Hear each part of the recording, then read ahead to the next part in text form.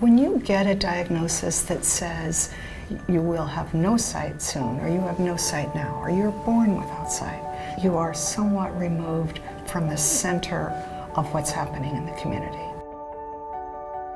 Where there's vision loss, so many times there is the lack of confidence and the lack of community.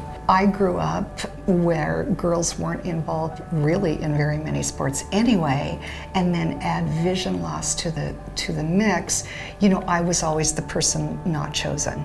I was always a spectator or an observer. And so grew up thinking that's gonna be the way it is. When I was in my late 30s, maybe 35, I learned to be a downhill skier. And it was just totally rocked my world. It changed my world because I always wanted to do that, but I thought I never could do that. Every year we would ski, and we skied with friends, and we built a social life around that.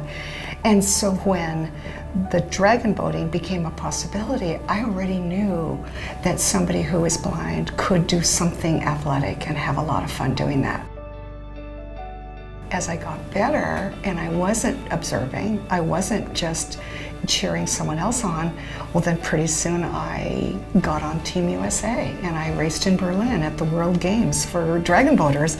And I thought, oh, wow, in my whole life I never thought that could ever happen. Well then I met Billy and the Northwest Association for Blind Athletes. And he said, we're going to help you introduce this sport to more people. Bring the people on, we will sponsor you. And the only thing we have in common is vision loss. We get on that boat and we are coached just like everybody else. We practice, we race, and we win.